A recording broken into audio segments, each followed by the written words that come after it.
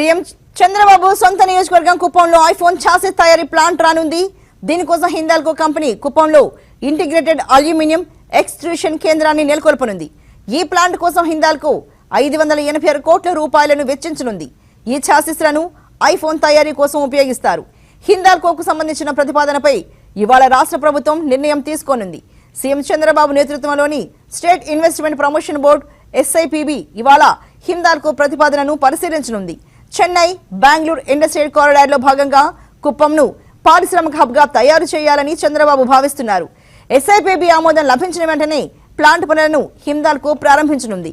2027 మార్చి కల్లా కుప్పం ప్లాంట్ లో ఉత్పత్తి ప్రారంభం కానుంది. ఐఫోన్ సప్లై చైన్ లో కుప్పం కూడా ఉండాలని చంద్రబాబు భావిస్తున్నారు.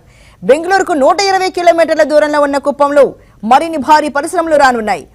ప్రస్తుతం బెంగళూరులోనే ఐఫోన్లను ఫాక్స్కాన్ కంపెనీ తయారు చేస్తోంది. చైనా వెలుపల అతిపెద్ద ఫోన్ తయారీ కేంద్రం ఇదే. బెంగళూరు ఎయిర్పోర్ట్ నుంచి నగరం కన్నా కుప్పంకు ముందుగా చేరుకునే అవకాశం ఉందని రాష్ట్ర అధికారులు అంటున్నారు. కొత్తగా ఏర్పాటు చేసిన బెంగళూరు చెన్నై కారిడార్ తో ట్రాఫిక్ సమస్యలు పూర్తిగా తొలగుతాయని తెలిపారు. ఇవాళ జరిగే SIPB సమావేశంలో 1800 కోట్ల రూపాయలతో సిర్మా NCGS టెక్నాలజీ ఏర్పాటు చేసే ప్లాంట్ పై తుది నిర్ణయాన్ని తీసుకోనున్నారు.